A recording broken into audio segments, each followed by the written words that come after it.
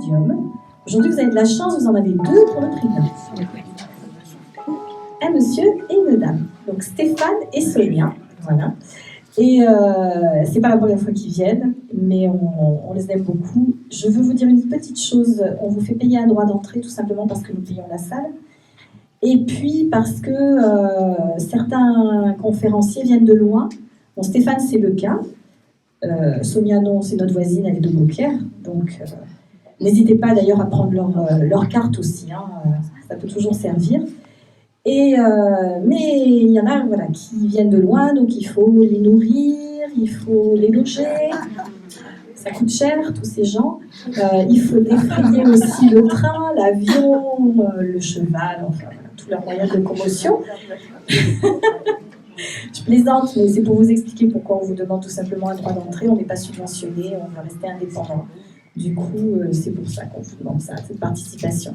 Vous avez la possibilité, si vous avez envie de revenir très souvent, d'avoir un système d'adhésion. Ça coûte 25 € et vous payez 5 € au lieu de 10 chaque entrée que à chaque fois que vous viendrez. Donc ça, si ça vous intéresse, n'hésitez pas.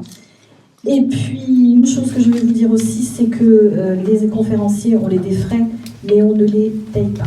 Ils ne sont pas rémunérés, ils sont tous bénévoles dans les associations. Donc ça, c'est important parce qu'ils font le tour de France. Ce sont des gens qui ne sont jamais chez eux. Ils viennent dans les associations, ils sont là pour vous. Nous, on est là pour vous les présenter, pour vous offrir des outils par rapport à ce que vous recherchez. Et après, c'est à vous de faire votre choix. Selon les personnes qui viennent, vous allez avoir plutôt un feeling avec tel intervenant. C'est pour ça que les cartes sont là, mais après on vous laisse faire. Si vous voulez si vous avez des questions sur un ennui quelconque, on est là pour vous aider, bien sûr, puisque nous on les connaît, donc on saura vous guider, vous dire qui pourrait très bien aller vous aider si vous avez une difficulté quelconque. Donc n'hésitez pas à m'appeler, m'envoyer un mail, il n'y a pas de souci, on est toujours présent. Mais en tout cas, ils sont là vraiment pour vous et ils sont totalement bénévoles. Ça, on les remercie parce que c'est beaucoup de temps et beaucoup d'énergie qu'ils donnent aux associations. Je vais vous laisser avec eux, ils vont se présenter. J'ai qu'un micro, j'en avais 2, mais il y en a un qui ne marche pas, donc c'est le bazar. C'est pas grave, de toute façon, ils ont de la voix, hein. Sonia, c'est le cas aussi. Donc, il n'y a pas de problème. Je les remercie en tout cas d'être là aujourd'hui. Et puis je vais vous laisser en leur compagnie. On va faire 2 temps. Il va y avoir à peu près 45 minutes là, de présentation, de questions, etc. Ensuite, on fera une petite pause. On a tout, du thé, du café, voilà, plein de choses, des gâteaux maison, des crêpes que Elodie, qui est là, nous fait régulièrement. On a fait des gâteaux. Moi, le mien est un peu brûlé, mais il a l'air bon quand même. J'ai fait ça vite fait hier soir. Je me suis un peu loupée, c'est pas grave. On grattera le brûlé. Et puis, en tout cas, c'est de tout cœur qu'on vous accueille. Et ensuite, on passera à la médiumnité en salle. Alors, avec ou sans photo, si vous avez des photos, on les mettra tout à l'heure, vous pouvez en mettre une. Si vous n'en avez pas, vous pouvez simplement mettre un prénom sur un morceau de papier, ça marche aussi. Ou même sans. De toute façon, ce sont eux qui décident, hein, c'est pas nous. Donc, s'ils doivent venir, ils viennent.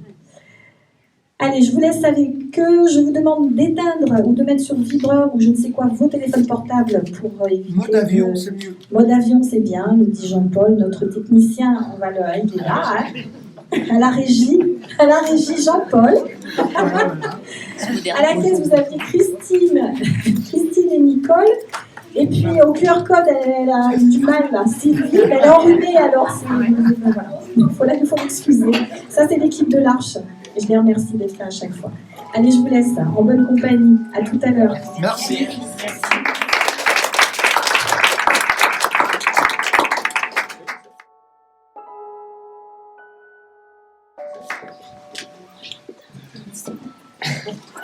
Alors moi, je vais parler sans micro. Si vous ne m'entendez pas, vous me le dites.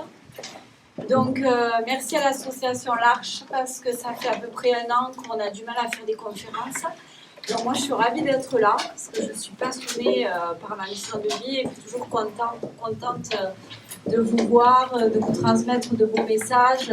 Voilà, pour moi, c'est important parce que le rôle du médium, il est là pour vous donner une autre image de la mort et pour vous accompagner par rapport à des deuils.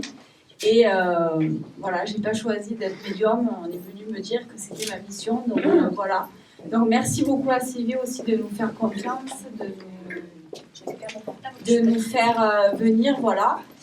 Donc en plus, je suis super ravie puisque ça fait à peu près combien, 4 ans, 5 ans Ouais. Voilà, 4 ans, où en fait je suis venue à l'Arche faire une conférence et j'ai découvert Stéphane qui était assis comme vous êtes assis, et en fait ça a été un coup de cœur. Je lui ai dit vous êtes médium, et il m'a dit je sais pas, et je lui ai même dit nous ferons des conférences ensemble, et là génial, on réunit tous les deux notre belle amitié.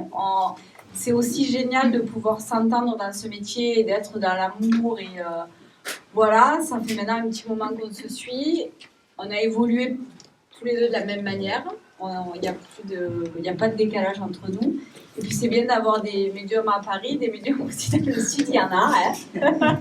Parce que souvent les personnes viennent me voir en me disant, vous savez, je suis allée dans le nord, on ne savait pas que dans le sud il y avait des médiums. Et si, on est là, on est en force. Donc on va un peu se présenter, et puis après on disait avec Steph qu'on voulait parler de médiumnité avec simplicité. Quelque chose de très simple, parce que nous on voit la médiumnité avec simplicité, et puis les consciences sont en train d'évoluer, et on est là aussi pour tous évoluer ensemble. Voilà. Donc je vais me présenter, et puis après voilà. Donc, Sonia André Médium, 43 ans, maman de 2 enfants. Alors, tout ça pour vous dire que j'ai une vie normale. Voilà. Donc, j'ai exercé un métier pendant 16 ans de clerc de notaire, où en fait, je rédigeais des compromis de vente. J'étais responsable chez un notaire du service compromis, un métier qui m'a passionnée pendant longtemps. Mais depuis mon enfance, j'avais des nuits agitées, je faisais des cauchemars la nuit, je voyais des défunts, donc c'était un petit peu dur à gérer. Et puis au bout de 16 ans d'ancienneté chez ce notaire, j'ai fait ce qu'on appelle un burn-out, j'ai eu un petit problème au poumon. Et j'ai commencé à connaître une dame qui était suisse, qui s'appelle Mylène, que je remercie toujours, qui m'a appris à méditer. Et je ne savais pas ce que c'était la méditation. C'est-à-dire que je me levais le matin à 7h, à 20h, j'étais comme ça au taquet, parce que je suis un bélier ascendant Lion, donc vous voyez un peu l'énergie. Et en fait, j'ai appris à méditer. Alors au début, je me dis, mais à quoi ça sert la méditation? Et en fait, la méditation permet de calmer le mental, de lâcher prise et de faire ce qu'on appelle le nettoyage de l'âme.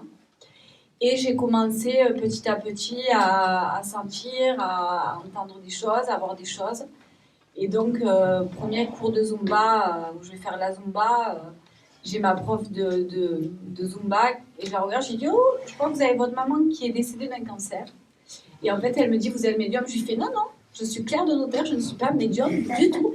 Et à partir de là, tout s'est enclenché sans que je le décide. Donc, je dis souvent, on ne choisit pas d'être médium, ça se présente à vous. Et donc, voilà maintenant 5 ans où je fais des conférences, des consultations. Et voilà. Et puis j'ai aussi monté des formations pour vous aider à développer la médiumnité, puisque pour moi la médiumité est une faculté. On n'est pas tous Mozart ou Shakespeare, mais on a la possibilité de développer ce qu'on appelle un clair-ressenti. Et donc depuis 2 ans, je fais des stages avec Annie Berragas, qui est prof de méditation, qui apprend en fait à lâcher prise, et qui vous permet en fait de ressentir des choses. Et quand j'ai des personnes qui viennent me voir en me disant, par exemple, j'ai perdu mon mari, et qui me rappellent 15 jours après en me disant, ça y est, je l'ai vu, je l'ai entendu, j'ai eu des signes, je fais, ouais, super. Donc voilà, donc c'est vrai qu'on fait partie de la nouvelle génération de médiums, où on essaie de vous rendre un petit peu autonome aussi. Et c'est bien que j'aime bien quand les personnes viennent me voir des fois 1 fois par an, ils ont un petit carrier, ils notent, ils me disent, ah ben vous savez, il m'est arrivé ça, il m'est arrivé ça. Et c'est vraiment chouette quoi, de pouvoir avoir des messages de vos proches. Alors nous, on est là pour vous aider, vous accompagner, mais si après vous êtes autonome, pourquoi pas. Donc voilà, je vais donner le micro à Stéphane, parce que je pourrais parler pendant 2 heures. Je te remercie.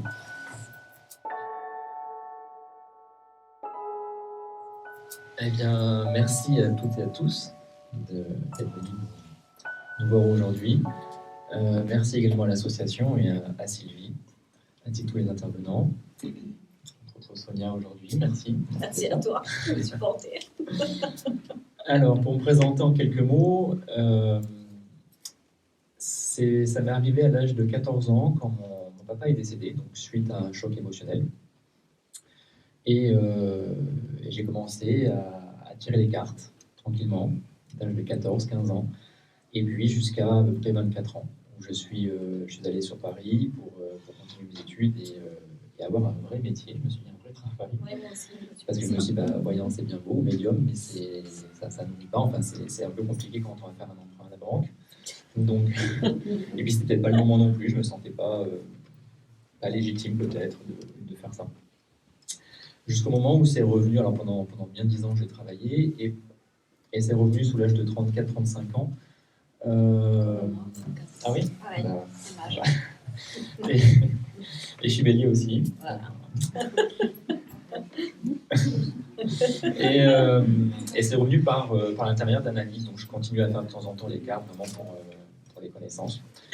Et c'est à ce moment-là que j'ai vu sa maman qui est venue de Belgique me consulter. Et j'ai vu deux personnes. Donc deux personnes derrière elle qui étaient décédées. Et là, j'ai dit, bon, ça y est, ça revient, donc il y a quelque chose à comprendre. Et tout s'est mis en place naturellement pour commencer à passer des messages. Et que, pareil, je me refusais, je dis non, surtout pas médium, non, non, je continue mon boulot et ça me va bien comme ça. Et force est de constater que ça fonctionnait aussi bien les contacts défunts que la voyance. Et aujourd'hui, depuis quelques années maintenant, j'ai vraiment lâché la partie de mon activité première pour me consacrer pleinement à la voyance, la médiumnité, également aux soins magnétisme et aux soins énergétiques, donc toujours en cabinet ou bien à distance pour l'ensemble de tout ce que je viens de dire. Également maintenant de la télé, donc je suis sur une chaîne de la TNT toutes les semaines à faire de la voyance en direct. Et également dans une émission de Fun Radio, et puis je sais plus, la télé, France 24, qui était venue faire un interview. Donc ça commence à évoluer, et puis à un moment donné, moi je trouve que ça va aller. Alors je le prends toujours avec vraiment simplicité, et comme je disais, comme Sonia disait également, on n'est pas élu, donc j'insiste bien sur le fait que ce n'est pas un don. J'aime pas. On a plus d'erreur de ça, je me sens pas supérieure à qui. Exactement. Et donc, c'est des facultés, comme tu disais, par rapport à Mozart, on peut tous faire du piano, tous apprendre, on ne jouera pas tous comme Mozart. Donc, lui, c'était vraiment des facultés exacerbées à l'âge de 5 ans. Alors, nous, on a mis ça de côté, et puis là, ça revient, et c'est un réel plaisir de pouvoir vous transmettre justement des messages de vos défunts, ou bien de canaliser, ou alors d'avoir des messages avec vos guides, ou alors tout simplement concernant d'avoir des ressentis par rapport à de la voyance. Donc voilà, d'ailleurs, on a vu avec Sonia un petit peu plus tard après la conférence, j'essaierai si vous avez des questions, de répondre à quelques questions de voyance, si vous le souhaitez. Voilà, je pense que je me suis présenté. Oui. Alors, pour ma part, moi, je suis installée donc à Beaucaire dans le Gard, côté de Nîmes. Je fais aussi des consultations à l'Est, à Montpellier, à Saint-Rémy-de-Provence, que je suis un petit électron libre. Et j'aime bien bouger. Et puis, je trouve que dans ce que je pense vraiment, pour aider, il faut bouger, il faut aller un peu dans la France entière pour pouvoir aider tout le monde, parce qu'il y a des gens qui ne peuvent pas se déplacer. Et puis, je trouve ça plutôt pas mal. Depuis quelques temps, ça faisait longtemps qu'on me disait que j'étais médium guérisseuse. Je disais, ah mais non, je ne suis pas médium guérisseuse, c'est quoi encore de médium avec un nouveau terme, maintenant guérisseuse. Et depuis quelques temps, en fait, donc, je fais beaucoup de contacts des femmes, parce que c'est ma passion. Et puis, je fais ce qu'on appelle des soins médiumniques, c'est-à-dire que vous venez, et en fait, c'est votre corps qui va me parler. Je dis que je scanne le corps avec les mains. C'est-à-dire qu'à partir de là, vous allez vous allonger, et c'est impressionnant tout ce que le corps peut nous donner comme information. Et on va travailler sur votre âme, sur votre cœur, sur plein de choses. Et puis des fois, je vous dis, à tel âge, vous avez tel traumatisme, etc., etc. Alors, ce que j'aime bien aussi comme terme, on en parlait tout à l'heure à midi, c'est qu'on entend beaucoup médium voyant, voyant médium. Si je devais un peu me décrire, je dirais plutôt médium thérapeute. Pourquoi ? Parce que le fait d'être en canalisation vous permet d'avancer, de vous donner des clés pour que vous alliez mieux dans vos vies. Et ça, c'est chouette. Et c'est vrai qu'on était d'accord tous les deux par rapport à ça. On a la chance, quand on est médium, de pouvoir communiquer avec les défunts. Et on a la chance aussi de communiquer avec des guides. Est-ce que vous savez ce que c'est que des guides ? Parce qu'il y en a qui ne savent pas ce que c'est. Ça peut arriver. Hein. Au début, on me disait guide, je dis, je ne sais pas ce que c'est. Moi. Tout le monde sait ce que c'est ? Donc, non ? Alors, en fait, Quand on vient sur Terre, la Terre, pour moi, tu me diras si tu es d'accord, est une cour d'école. C'est-à-dire qu'on vient sur Terre pour apprendre. Au plus on va avoir des expériences, au plus on va grandir. C'est pour ça que souvent, on dit qu'on a plusieurs vies sur Terre tant qu'on n'a pas compris notre mission de vie. Quand vous avez compris votre mission de vie, que vous avez tout réussi, que vous avez 20 sur 20, vous allez venir guide. C'est-à-dire que vous allez passer dans l'au-delà et vous n'allez plus, entre guillemets, revenir sur Terre. Donc vous allez devenir ce qu'on appelle un être de lumière. Les guides, on en a tous. C'est-à-dire que quand on est dès la naissance, on a une guide qui nous suit. C'est-à-dire que l'âme, avant de venir sur Terre, elle choisit ses guides. Sauf que ça a dû t'arriver fréquemment. Quand on monte spirituellement, il arrive un moment où on est dans ce qu'on appelle des carrefours énergétiques, où là, c'est le gros bazar dans notre vie, où on est en train de changer, comme de clair de terre à médium. Voyez. Et en fait, les guides, c'est un peu le maître d'école qui vient, qui est à côté de nous et qui va vous donner des conseils pour avancer. Alors, énergétiquement, tu me diras si toi tu l'entends comme ça. Quand on fait un contact défunt, on va de suite avoir en tant que médium, on parle d'énergie et de vibration. On va avoir par exemple le défunt, celui qui est mort d'un accident de voiture, on peut avoir des douleurs ou ressentir des choses. Donc là, on va vous dire il est mort d'un accident, etc., etc. Donc là, vibratoirement, c'est pour le corps, on le sent. Quand on communique avec un guide, alors on pourra aller faire un marathon, on pète le feu parce qu'il y a une espèce de lumière blanche qui nous traverse et l'énergie est vraiment différente, la vibration est différente. Et quand vous communiquez avec un défunt, je pense que c'est la même chose pour toi, au début, on va vous décrire le caractère de la personne, on va vous dire il est comme ci, comme ça, donc on a besoin que vous disiez oui, c'est bien lui pour nous qu'on sache si on connecte bien avec la bonne personne. Quand on communique avec un guide, c'est pas du tout la même énergie et souvent, le guide, c'est celui-là, par exemple, quand vous êtes énervé, que vous avez passé une mauvaise journée, que vous êtes en colère, qui vous dit « calme-toi, sois patient ». Donc là, vous savez que c'est un guide, parce qu'en fait, il va vous guider sur un chemin de vie, tout simplement. Et ça n'a rien à voir au niveau énergétique. Mais pour pouvoir communiquer avec ces guides, il faut pouvoir monter vibratoirement. Donc c'est-à-dire qu'au plus vous allez monter vibratoirement, au plus vous allez travailler sur vous, au plus vous allez enlever les cadenas, et au plus vous allez pouvoir communiquer avec vos guides. Tu veux rajouter? Non, ça c'est bien résumé, merci. Il y a aussi le mental qui est très fort, même pour nous, parce qu'on est humain, donc on a plusieurs filtres. Et concernant les guides, c'est pareil. Généralement, c'est des messages courts, c'est pas des envolées lyriques de 4 pages. En fait, c'est plutôt de la canalisation qu'on peut recevoir, c'est plutôt à l'écrit. Et là, comme tu disais, tu as fait une sacrée lettre. C'est possible. Mais généralement, quand on entend des voix, des ressentis, des choses, c'est souvent j'entends nous ou alors on. C'est ça. C'est pas je. Et souvent, je le dis à les personnes que ça, on me dit que. Alors, ils me disent, mais qui c'est le on? C'est ça. C'est qui on? Justement, c'est nos guides qui sont là. Et par rapport à nos guides, on en a plusieurs. On en a un qui est, comme tu disais, dès la naissance. C'est un pacte, un contrat qu'on fait avant de s'incarner avec notre guide qui nous suit tout au long de notre vie. Et ensuite, on a différents guides sur différentes, différentes activités professionnelles. Admettons, si je fais une formation, je veux être ébéniste, et ben, hop, j'ai le guide qui va arriver, donc c'est le roi Merlin. Et il va plutôt me guider et me dire, bah voilà, c'est ta voie, ça va travailler comme ça, etc. Donc c'est comme si on devait passer un examen. Là, à ce moment-là, il est à côté de nous, il va nous aider, nous solliciter, si c'est notre voie, bien évidemment. Et donc on ressent, donc on a toujours le guide de naissance, et puis un guide qui va être à côté pour nous monter en puissance ou vraiment nous aider, faire évoluer soutenir, la spiritualité. Voilà. Donc ça, on a différents guides également. Et quand c'est le moment, quand on change de cap, justement, il y a d'autres guides qui arrivent. Donc c'est ce que je m'en a toujours un. Et puis c'est pas la même, enfin, je sais pas pour toi, mais c'est pas les mêmes voix qu'on entend entre les défunts et les guides. Ouais, ou alors le guide principal et les autres qui sont autour. Alors on peut avoir aussi, je ne sais pas si ça t'est arrivé, des fois j'ai des personnes qui viennent me voir en rendez-vous.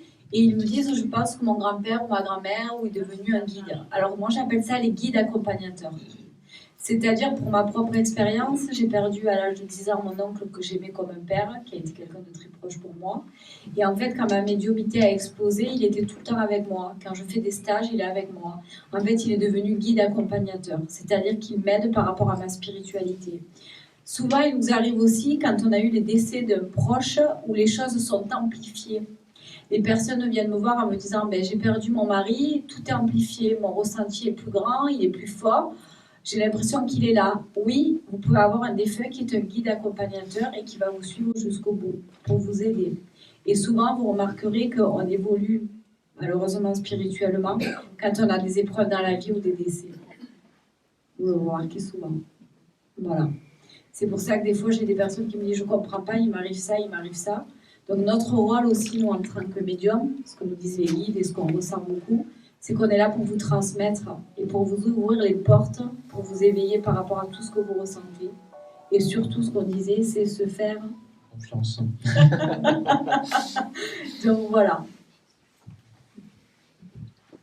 Moi, je voulais apporter une petite précision par rapport à la voyance et la médiumnité. C'est vraiment deux choses différentes, c'est deux mondes différents, et on peut aujourd'hui dire que c'est deux métiers différents, puisque fut un temps, on était sur la place publique, et on était brûlés, donc les sortir et compagnie.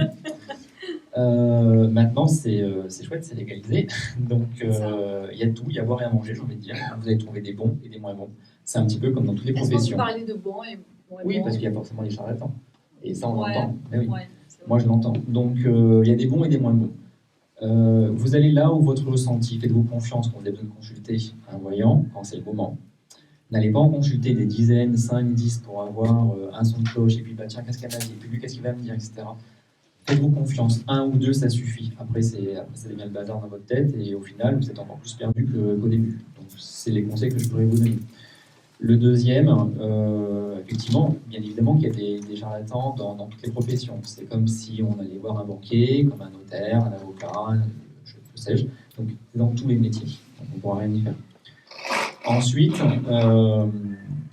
concernant la voyance, je fais toujours une petite présentation à mon cabinet quand on est en consultation. Et j'explique, je prends 5 minutes pour expliquer la voyance et la différence entre la voyance et la médiumnité. Donc, la voyance, je dis bien me concerner, c'est ma vérité et c'est pas la vérité.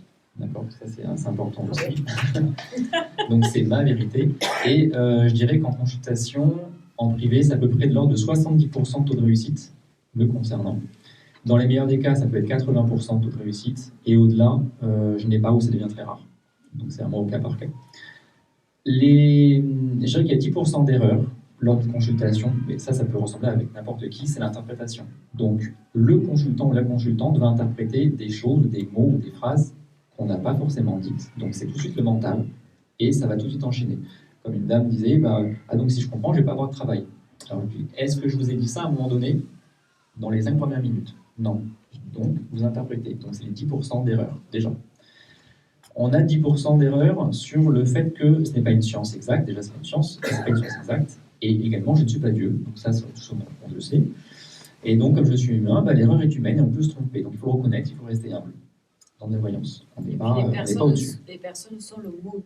Ce qu'il faut savoir aussi, ce qu'on disait, c'est que c'est vous les divins, c'est vous qui êtes au moteur de votre vie. On en parlait tout à l'heure à midi.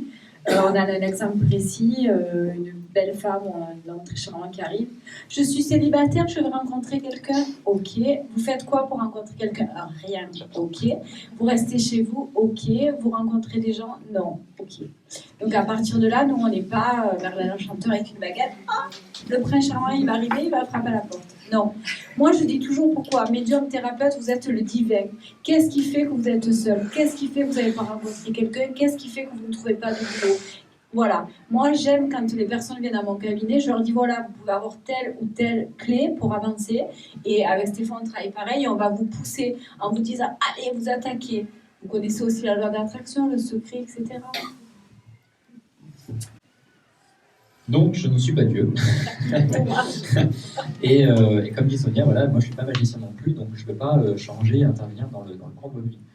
En revanche, les 10 derniers pourcents, c'est votre libre arbitre. Et donc ça, c'est très important. Si je vous prédis, en ayant des flashs, donc prédire des choses, à travers les cartes, un support, un futur éventuel, un futur hypothétique, parce que c'est une photographie sur l'instant T. Tout peut évoluer, tout peut changer. Et donc, ces 10 derniers pourcents, c'est votre libre arbitre. C'est très important. Si je vous prédis des choses dans une direction, pour aller tout droit, admettons, et vous tournez pour la droite ou à gauche, forcément, ce que je vous ai dit n'arrive pas. Alors, c'est pas que je me suis trompé pour le coup cette fois-ci, c'est que vous avez le droit de changer. Et donc, vous êtes libre, et c'est ce qui s'appelle le libre arbitre. Donc, c'est pour ça que si vous trouvez quelqu'un qui a 100% de justesse sur une voyance, pour vous me l'enverrez, et puis j'irai voir. Mais ça ne fonctionne pas comme ça, comme on pourrait le penser, comme on pourrait le croire. Et puis le côté médiumnique, le côté médiumnité, c'est vraiment pareil, un autre métier. Donc il y a des gens qui font que de la voyance, d'autres que de la médiumnité. Et encore, je vais aller encore même un peu plus poussé dans la voyance. Il y a différents types de voyance. Sur la voyance, on peut travailler avec et sans support. Donc la voyance pure, c'est sans support, donc ça vient par flash. Et la voyance avec support, ça va être par exemple le tarot. Donc vous allez consulter un tarologue, quelqu'un qui va vous tirer uniquement les tarots. Ça peut être un cartomancien, une cartomancienne, donc c'est quelqu'un qui tire différents types de cartes. Et c'est pas forcément une voyance, c'est juste un cartomancien. Et après, vous avez la voyance avec support, donc ça va être les supports, les cartes. Et par exemple, comme on en parlait encore hier, je fais une consultation, et en sortant la carte 2 de la papesse du tarot, et je dis à la dame, il y a des problèmes par rapport au niveau de la poitrine, vous allez passer une radio ou un scanner, juste comme ça. Elle me dit oui, c'est prévu. Bon, évidemment que c'est pas écrit sur la carte du tarot. Donc ça, c'est de la voyance pure. Enfin, de la voyance avec le support, mais c'est plus de la voyance que de la tarologie. Parce que si on prend le tarot, la carte 2 de la papesse, ça va nous indiquer quelqu'un qui va passer une radio, forcément. Et le côté médiumnique, là, c'est tout autre chose. Il n'y a pas de prévision ou de prédiction, ou tout au moins c'est très rare. Ça peut arriver par le contact du défunt. Oui, ils nous donnent des infos. Ça Moi, peut ils me donnent arriver. des infos, je travaille avec eux. Ça peut arriver, mais c'est pas le but vraiment d'une consultation. On ne va pas voir un médium pour avoir l'avenir. C'est vraiment pour le contact. Oui, mais ça peut entre guillemets... alors déjà, au niveau étymologie, le mot médium veut dire intermédiaire. C'est-à-dire qu'on est l'intermédiaire entre la terre et l'au-delà, tout simplement. Donc en fait, on a un canal où à partir de là, on entend, alors déjà plusieurs choses. Clair ressenti, c'est quand vous avez les poils qui s'hérissent ou une odeur de parfum quelque part, vous allez dans un lieu, vous avez envie de vomir, qu'est-ce qui s'est passé, j'ai envie de vomir. Donc c'est du clair ressenti. Ensuite, clairvoyant, ça veut dire qu'on voit les défunts. Alors on les voit comme s'il y avait une bâche de chantier entre vous et moi. Et souvent, ils vont nous montrer un petit détail qui va faire que vous allez le reconnaître. Ou je vois une vieille dame, là, elle avait toujours des bandeaux dans les cheveux. Ah oui, ben c'est ma grand-mère, elle portait des bandeaux. Donc en fait, ils sont malins, ils vont nous montrer quelque chose pour que vous les reconnaissiez. Ensuite, on a ce qu'on appelle la clairaudience. Donc la clairaudience, souvent, les personnes me disent, on entend une voix. Moi, je n'entends pas une voix. C'est en fait à l'intérieur de moi. Ça fait comme quand on fait la prière, sous forme de pensée, tout simplement. On entend et à partir de là, on va vous dire. En général, moi, ce qui me fait rire, c'est qu'avant mes consultations, mais tu me disais tout à l'heure, quand vous arrivez, vous vous asseyez. Alors, des fois, souvent, vous arrivez avec. Donc, je dis, ah, il y a un monsieur, là, il est derrière vous, il est comme ça, nanana. Ou alors, ils sont très marrants. Je propose un café de temps en temps, pas tout le temps. Quand j'ai le temps, je dis, est-ce que vous voulez un café? Je vais à la machine à café. À la machine à café, je dis, j'entends, c'est mon fils qui est là. Il est là, il vient vous voir pour ça. Et puis là, j'arrive, je dis, vous avez perdu votre maman? Ok. Et à partir de là, on commence à enclencher. En général, je ne sais pas pour toi, mais la canalisation est forte. Ça dure une bonne demi-heure. Donc, c'est-à-dire, on est en canalisation pure. Et là, alors moi, je me calme avec un papier au stylo. Sinon, c'est... On va se calmer. Voilà. Et en général, c'est ça. Au niveau médiumnité, j'entends des fois des médiums qui disent, oui, je peux vous faire 2 heures. Je ne suis pas d'accord. Pour moi, la première demi-heure, elle est quand même hyper importante. Après, il va y avoir d'autres choses. Et puis, au bout d'un moment, il va dire, je l'embrasse, je reviendrai le voir. Et là, on sait que le contact, il est foutu. Je dis souvent, l'âme d'un défunt, c'est comme une batterie de portable. Quand il n'y a plus de batterie, il ne peut plus être là. Voilà. Donc, quand j'entends certains médiums sur les réseaux mettre « je vous fais 2 heures de consultation », avec le chapeau, hein, parce que moi, j'ai un peu de mal avec ça. Donc, il y a vraiment une différence. Ensuite, on peut travailler avec les défunts pour vous donner des conseils. Tout simplement pourquoi? Le défunt qui est parti, c'est la personne qui vous a aimé énormément, qui vous connaît par cœur et qui va être là pour vous donner un moteur, qui va être là pour vous donner des conseils. Il m'arrive aussi fréquemment, c'est pour ça que je dis des fois le mot médium thérapeute. Alors, je vais vous donner des exemples, pas pour être dans l'ego, mais pour que ça soit clair pour vous, parce que des fois, on aime bien avoir des exemples. Je reçois une dame un jour qui allait avoir 40 ans, qui était alcoolique, donc premier bleu d'alcool. Son père est mort à l'âge de 12 ans, il était aussi alcoolique. On est allé discuter avec le papa défunt par rapport à plein de choses et on est allé couper les liens par rapport au problème de l'alcool. Quelque temps après, j'ai eu la dame, elle allait beaucoup mieux. Pourquoi? Parce qu'il fallait régler le deuil du papa, comprendre pourquoi elle avait été alcoolique pour qu'elle puisse avancer. Vous savez qu'il y a aussi ce qu'on appelle des fois des problèmes transgénérationnels. Donc c'est bien d'aller guérir. Et c'est vrai qu'en médiumnité, je sais pas, je pense que tu dois te le faire aussi de plus en plus, il vient nous donner des choses par rapport à vos ancêtres, etc., pour que vous puissiez travailler dessus. Par exemple, il n'y a pas longtemps, j'ai reçu une dame, elle me dit « je suis seule ». Et je lui dis « mais votre mère, elle était seule ?» « Oui, ma mère était veuve. » « Ok, votre grand-mère, elle était veuve aussi. » « Ok. Où est la place de l'homme ? Il n'y a pas de place. Donc à partir de là, on va aller travailler là-dessus pour que on laisse une place à l'homme. Donc des fois, vous faites des répétitions de schémas et vous ne comprenez pas forcément pourquoi. Donc le médium, il est aussi là pour ça, pour vous aider à comprendre pourquoi il vous arrive ça. Et ça, c'est génial, parce qu'après, on se retrouve avec des personnes qui viennent voir en disant « ma vie est métamorphosée, ça y est, j'ai compris le problème qu'il y avait ». Et ça, c'est plutôt chouette. Donc voilà. Il y a autre chose que je voudrais dire par rapport aux défunts, parce que c'est vraiment ce que j'adore. Vous pouvez les appeler, vous pouvez leur parler tout le temps. Arrêtons d'entendre, il ne faut pas les déranger. Alors évidemment, Stéphane et moi, on n'est pas des charlatans, on ne va pas vous recevoir toutes les semaines et vous demander de nous payer une consultation. Ce n'est pas le but, n'est-ce pas ? On ne fonctionne pas comme ça. Moi, mes clients viennent tous les 6 mois, une fois par an, pour faire un contact défunt. Mais vous pouvez avoir vos rituels, une petite bougie, une petite photo, je vous parle de temps en temps. Moi, je rigole des fois avec mon oncle. Dernièrement, je ne trouvais pas la carte d'identité de mon fils qui devait passer son brevet au collège. Et je lui dis, tonton, je ne trouve pas la carte d'identité. Et là, j'entends aller dans le placard, tac, tac, tac, tac, tac. Et là, je suis allée dans le placard, il m'avait indiqué où était la carte d'identité. Donc, vous voyez, c'est vraiment leur parler au quotidien, voir la mort autrement. Et du coup, vous irez beaucoup mieux. Voilà. Ce que je dis souvent, ils ne sont pas dans les cimetières. Parce que quand vous venez, ils sont avec vous, ils vous suivent. Et je sais qu'on a besoin des fois d'aller au cimetière, d'amener des plantes, parce que c'est comme, j'appelle ça, comme un pèlerinage. Beaucoup de gens me disent c'est comme un pèlerinage, on a besoin d'y aller. Donc je l'entends, mais voilà. Et puis de ne pas avoir peur de médium, parce que les médiums, on est là pour vous donner des messages d'amour. Les guides nous disent souvent, vous devez être dans la lumière et dans la vibration d'amour pour aider. Voilà. Dire après tout ça, merci Sonia. Me concernant, c'est un petit peu comme Sonia, par rapport à cette faculté ou ces capacités de médiumnité médiumnique. Je suis pas embêté, je dirais, c'est pas H24, c'est pas tout le temps. On peut pas tout le temps être connecté avec les défunts, c'est pas possible. On est incarné, on vit dans cette vie, sur cette terre, c'est aussi pour vivre notre propre vie. Donc on n'est pas connecté H24. Ça n'existe pas, mais me concernant, c'est vrai que c'est mal acquis, c'est pas le cas. Je suis rarement sollicité, alors ça arrive parfois, tiens, j'entends ou je vois.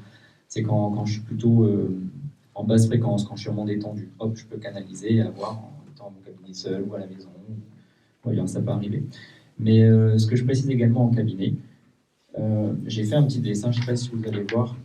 C'est assez simple, ça représente un triangle. Donc tout en haut du triangle, on voit le défunt. En bas à droite, je dirais le ou la consultante. Attends, je vais faire comme la météo, madame météo. Donc voilà, vous avez le triangle. Voilà, et donc le défunt qui est là, le consultant, la consultante et le praticien. Donc, s'il manque un élément, s'il manque une personne, évidemment, on n'aura pas le contact. Donc, le défunt, pareil, me concerne, je ne sais pas, tu me diras après comment ça se passe. Ouais. Il n'est pas tout le temps là pour voir un médium, et finalement, ça va se transformer sur une consultation peut-être de voyance ou alors de soins énergétiques, parce que ce n'est pas le moment pour le défunt. Donc, il peut être occupé de l'autre côté, parce qu'ils ont pas mal de boulot aussi, et ils sont sur différents plans. Ça leur demande énormément d'énergie pour venir, puisqu'ils descendent en vibratoire, et nous, on doit monter. Comme c'est Sonia, médium, c'est au milieu. On arrive au milieu, et c'est comme ça qu'on se connecte. Donc, si ils sont disponibles et qu'ils descendent, s'ils ont assez d'énergie, ça marche. Si la personne, le ou la consultante, c'est le moment pour elle de consulter, et que c'est pareil, c'est très très important ce que je vais dire. J'avais une dame, son enfant était décédé. Donc, comment lui dire, et c'était très récent, et lui dire de l'autre côté que tout va bien, il est très bien, il est heureux, il a retrouvé ses amis, ses copains, je ne sais pas qui, et, etc., etc. La maman n'a qu'une envie, c'est en sortant du cabinet, se jeter sous les roues du camion, le premier camion qui passe, pour le retrouver, bien évidemment. Donc, le contact n'était pas possible tout de suite. C'était pas possible que je lui donne. Et c'est ce que j'ai entendu. Donc il y avait une mise en garde et j'avais plus rien. Donc j'avais l'enfant qui était là et j'avais rien. Donc je le voyais, mais je l'entendais pas. Donc c'était pas le moment pour la consultante. Et puis parfois c'est le moment. Alors là, effectivement, ça peut être soit quelques mots, soit rien du tout. Donc je les perçois et j'entends rien. Alors j'ai une dame pareil qui me dit c'est votre papa qui est là, etc. J'avais peut-être le prénom. Et je lui parle pas, il est stoïque, il reste comme ça. Il est très introverti, très discret. Et elle me dit, il était comme ça quand il était vivant, donc forcément... et oui, il ne change pas de caractère, ça c'est voilà, vrai. de l'autre côté, ils gardent leur même caractère. C'est leur trait de... S'ils sont timides, ils ne parlent pas. Les caractéristiques. Donc voilà, et puis parfois, on ne les voit pas, ou là c'est juste un signe, une cicatrice, un tatouage, ça peut être les yeux, ça peut être la barbe, quelque chose comme ça, une odeur. Et puis derrière, c'est un vrai moulin à parole. Quand j'arrive plus, ça peut durer une demi-heure, un quart d'heure, une heure, parfois ça arrive, c'est assez rare. Mais ça leur prend énormément d'énergie pour venir, et puis pareil pour nous, ça nous prend énormément d'énergie. Donc quand je l'avais fait il y a 10 ans, j'allais me coucher pendant 3 heures. Oui, moi aussi. du coup, ça va un petit peu mieux. Donc après, quand on doit faire des salons alors de médiumnité ou de voyance, et que c'est toute la journée, effectivement, on est vidé, on arrive à tenir. Et sur les jours suivants, on se repose ou on a besoin aussi de dans la nature, se reposer, de se ressourcer. Donc voilà un petit peu comment ça se passe par rapport... Tu as dit quelque chose d'important. C'est très important ce que tu dis. C'est pas vous qui choisissez l'âme qui va venir et c'est pas nous qui la choisissons. C'est là. Alors souvent, moi je rigole, les personnes prennent rendez-vous avec moi, elles me disent vous croyez qu'il va venir? Alors je leur dis déjà si vous avez pris rendez-vous, c'est qu'ils m'ont choisi. Sinon vous ne viendront pas. Ensuite, je me rappelle aussi avoir reçu une jeune fille il y a pas mal de temps qui n'arrivait pas à tomber enceinte. Elle ne gardait pas les bébés, elle n'y arrivait pas. Et elle vient me voir, je ne sais plus à qui elle voulait parler, un oncle, je ne sais plus. Puis d'un coup, j'ai la grand-mère qui arrive. Je lui dis votre grand-mère. Et puis elle arrive, elle me dit je m'en fous de ma grand-mère. Ok. Et là, on fait ok, vous en foutez de votre grand-mère. Ouais, je m'en fous, je n'aimais pas. Ok. Sauf que la grand-mère, elle est venue me voir en me disant que la petite fille n'arrivait pas à tomber enceinte parce qu'elle avait eu des bébés, qu'elle avait fait avorter avec des aiguilles à tricoter. Donc il a fallu travailler là-dessus pour qu'elle puisse après tomber enceinte. Donc c'est pas vous qui choisissez l'âme, ni nous, c'est eux qui choisissent. Et c'est eux qui choisissent de venir au moment où ils ont décidé. Voilà.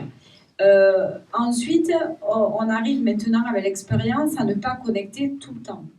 Au début où ma médiumnité est arrivée, c'était très très très pénible. J'allais quelque part, je me rappelle un jour aller manger avec un ami qui avait invité un autre ami à elle. Puis d'un coup, je la regarde, je me mets à trembler, je lui dis il y a votre oncle qui est là. Elle me dit je ne veux pas lui parler. Elle se met à hurler. Et en fait, cet oncle l'avait violée toute son enfance. Sauf qu'il venait pourquoi, d'après vous? Pourquoi il venait? Exactement. Il venait pour un pardon, pour pouvoir s'élever dans la lumière. Et tant qu'il n'avait pas eu ce pardon, il ne pouvait pas évoluer. Donc, petite conclusion par rapport à ça, ils évoluent avec nous. Ils grandissent avec nous. Si on n'évolue pas, ils ont du mal à évoluer. Alors souvent, quand par exemple, en parlant des enfants, parce que moi je fais beaucoup de contacts avec les parents qui ont perdu des enfants, mais depuis tout le temps, je pense que c'est mon côté très maman, je leur dis souvent, ils grandissent dans l'au-delà. Donc souvent, par exemple, vous pouvez avoir perdu un enfant de 10 ans, vous allez venir me voir après, 10 ans après, je dis, il a 20 ans. Il me dit, mais non, il est mort à 10 ans. Mais en fait, non, on fait le calcul, il a bien 20 ans. Donc en fait, dans l'au-delà, on continue à grandir. Ok ? Et puis, le décès aussi, ce qui est important, c'est souvent de vous faire bosser sur la culpabilité. Il m'arrive souvent d'avoir des personnes, je vous donne un exemple, c'est fréquent, une dame arrive, elle me dit, mon mari est mort d'un cancer, je suis allée faire 2 courses, le temps que j'arrive, il était mort. Alors elle culpabilise en me disant, mon Dieu, je l'ai laissé 2 minutes, il est mort, etc. L'âme choisit quand elle veut mourir et si elle veut mourir seule. Donc si vous avez quelqu'un autour de vous qui est mort seul, que vous aurez aimé l'accompagner, c'était son choix. On ne décide pas. Et pour vous montrer de belles images de l'au-delà, j'imagine souvent, moi, pour donner cette image, une cage avec une colombe, on ouvre la cage et la colombe s'en va. L'au-delà, c'est quoi? C'est notre voyage à notre monde. Tout simplement. C'est un peu le tableau. Un peu le tableau de Nicole. C'était qui fait partie de l'arche qui l'a. Voilà. Il n'y a pas de synchronicité, non. D'accord. On est bien d'accord. Pensez aussi à voir les signes que vous pouvez avoir de vos défunts. Les plumes, les cueils au vent de cœur, les musiques d'un proche. Moi, mon oncle, il écoutait Déjeuner en paix en boucle. Quand j'ai pas le moral, je monte dans la voiture, ou même la dernière fois, je suis allée chez une amie, j'avais pas le moral, elle avait la radio Déjeuner en paix. Je fais OK, je sais que tu es là, merci, c'est bon, j'ai compris. Donc pensez à tous ces signes. Ouvrez un livre, vous pensez à un défunt, hop, vous ouvrez un livre, vous avez le mot qui fait qu'il était là. N'ayez pas peur aussi la nuit. Souvent des personnes me disent, il me caresse les cheveux la nuit, j'ai peur. Je dis, mais non, mais c'est génial. Et je dis, c'est super, donc des caresses la nuit. Sachez aussi qu'ils viennent vous voir surtout la nuit, puisqu'en fait, comme me disait Stéphane tout à l'heure, le mental, il est coupé. On lâche prise. Donc, en fait, ils vont venir. Combien de personnes viennent me voir en me disant j'ai rêvé de mon père et il est venu me dire au revoir. Je suis sûre que ça vous est déjà arrivé, où ils viennent et vous disent un petit coucou en me disant je vais bien, voilà. Donc, ça, c'est important. Et puis, je voudrais juste conclure sur l'au-delà en vous disant que nous qui communiquons avec eux, on se prend des fous rires, on passe du rire aux pleurs. Et on a souvent aussi, je ne sais pas si ça te le fait, de la musique classique et des étendues de paysages magnifiques. Et quand je fais des stages où je vous apprends à connecter un petit peu avec un défunt, souvent, le plus beau cadeau qu'on me fait en stage, c'est qu'à la fin, on me dit « On est parti dans un monde, on était bien !» C'était chouette, c'était super. Et après, je leur dis « Vous êtes partis dans l'au-delà » et ils se mettent à pleurer. Ils me disent « Mais en fait, c'est génial, quoi !» Et souvent, moi qui suis maman, quand à 4 heures, je me dépêche pour aller chercher mon fils à l'école, j'arrive, j'ai quelques copines un peu connectées qui me disent « T'es pas redescendue ?» Ah non, je ne suis pas descendue. D'où l'ancrage à la terre. Et on redescend, mais en fait, on est tellement bien avec eux que des fois, on se dit c'est chouette, quoi. Voilà. Donc vraiment, notre but, je crois, important, c'est aussi de vous montrer une belle image de la mort. Je comprends que vous pleuriez, je comprends que vous ayez un manque physique, je comprends que la présence vous manque. Mais qu'est-ce que c'est beau, l'au-delà. Vraiment. Que dire après ça à chaque fois, mais c'est bien.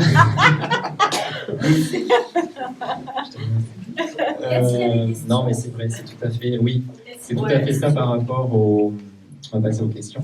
Par rapport au ressenti, on le verra peut-être tout à l'heure. On est parfois, par moments, submergé encore par l'émotion. Donc on doit rester aussi, nous, un petit peu à notre place, et c'est pas forcément évident. Le mois dernier, j'étais en Normandie, à Caen. On a fait une grosse journée de voyance, de médiumnité. Pareil, il y a plusieurs médiums, c'était un bonheur où je me suis laissé aller, effectivement. Et l'ami n'a pas pu, à la fin, faire le contact, puisque c'était quelqu'un qui connaissait. Donc c'était encore plus dur pour lui. Donc ce qui nous donne une autre énergie, le fait d'être à deux, on arrive aussi à soutenir parfois quand on craque, où il y a des moments qui sont très durs, parce qu'on voit certaines choses qu'on ne peut pas forcément dire tout le temps. Ou alors on a la voix coupée parce que on est pareil, on est là-haut et on est en suspension en fait, et on voit, on entend, parfois on peut pas redescendre, donc c'est assez dur.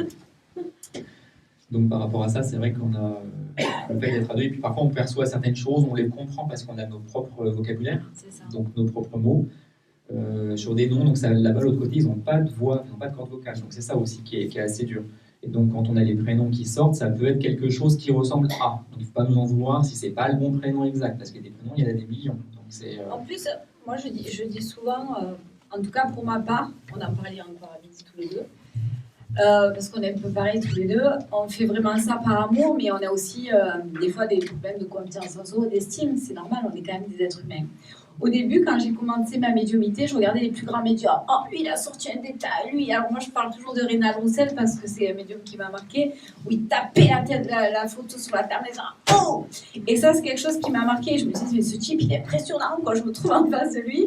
Et on est toujours impressionnant. Et en fait, les guides m'ont dit, ce qui est pas important, c'est pas le détail croustillant, c'est le bien que tu vas faire à l'autre et ce que tu vas lui donner. Donc, pendant longtemps, comme tout médium, on est tous là-dedans, on est dans un marché où, entre guillemets, voilà, de concurrence, etc. Pendant longtemps, j'ai regardé beaucoup d'autres médiums en me disant, mais celui-là, il est fabuleux, mais celui-là... Et au bout d'un moment, j'ai arrêté. Parce qu'en fait, mes guides m'ont dit, on s'en fout de ça. C'est le bien que tu vas apporter à l'autre qui est important et l'amour que tu lui donnes. Donc, quand vous choisissez un médium, c'est vraiment l'énergie au moment où vous en avez besoin. Et c'est ça qui est important. Parce que nous, sans vous, on n'est rien non plus. On n'est rien du tout. Ça, c'est important de le dire. Parce qu'on fait quand même partie d'une jeune génération où on a un peu cassé les stéréotypes, où on a dit la médiumnité, c'est pour tout le monde. c'est une faculté, mais les anciennes générations de médiums, on était quand même dans c'est un don et je suis médium. Et là, ce qui est chouette, comme le fait d'être à l'âge, c'est de pouvoir être à deux médiums, de pouvoir montrer qu'il y a de l'amour entre les médiums et qu'on peut travailler à plusieurs. Et on a des ressentis différents. C'est-à-dire que Steph va avoir un ressenti que moi, je ne vais pas capter ou vice-versa. Et du coup, on peut être complémentaires. Moi, je rêverais que dans notre pays, il y ait des ateliers, des réunions de médiums pour déjà aller aider les enfants disparus. Si on pouvait se mettre autour d'une table et trouver les enfants disparus pour aider des parents, moi j'y vais de suite. Voilà un exemple parmi tant d'autres. On va passer aux questions.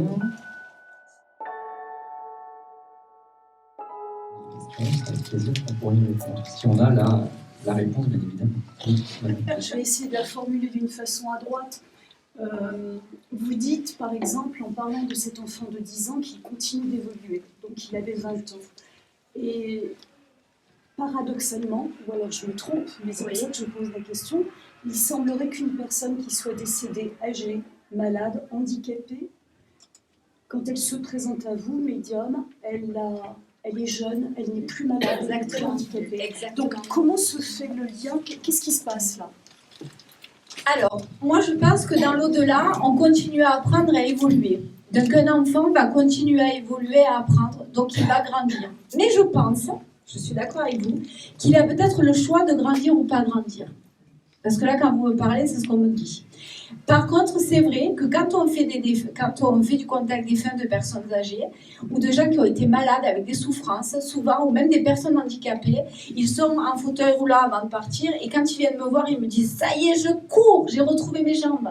Et je leur dis « ça y est, il court, il n'a plus de souffrance ». Ou alors, souvent, moi je ne sais pas si ça te le fait, des gens qui sont morts à 80 ans, ils viennent nous voir entre 30 et 40 ans. Et on ne voit plus les cheveux blancs. En fait, le défunt a le choix, pour moi, de grandir ou pas grandir. Et il a le choix aussi de venir à un aspect physique quand il a décidé.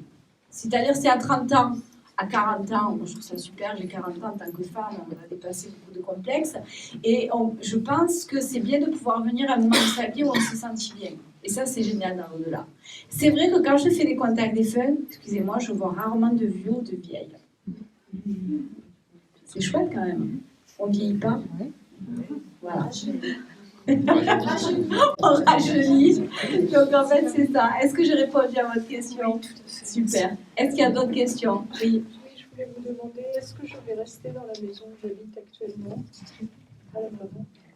Alors là, on est dans de la voyance. La voyance, on pourra voir ça après. Après, d'accord. Après, Et alors, j'ai une autre question. Oui. Combien de temps avant d'être réincarné? C'est de la voyance? Ça veut dire qu'on parle de ça? Non, c'est au niveau d'être incarné. Alors, est-ce que vous avez déjà vu le film Nos Solars, Notre Demeure? Oui. Ok, alors il est sur YouTube, allez le voir, un petit conseil. Moi, je pense qu'on se réincarne, on choisit quand on va se réincarner, et quand on a rempli notre mission de vie, on ne revient pas. Donc, c'est vous qui choisissez quand vous allez vous réincarner. Je pensais qu'il y avait un délai. Il n'y a pas de délai, il n'y a pas de notion de temps dans l'au-delà, vous le savez. Hein. Oui, tout à fait. Oui, c'est très important. Alors, c'est comme la voyance. La voyance, généralement, c'est entre 3 mois à 3 ans, me concernant. Les choses arrivent plus vite ou moins vite, ça dépend. Mais les retours, depuis tant d'années, j'ai de l'expérience, donc c'est à peu près ça.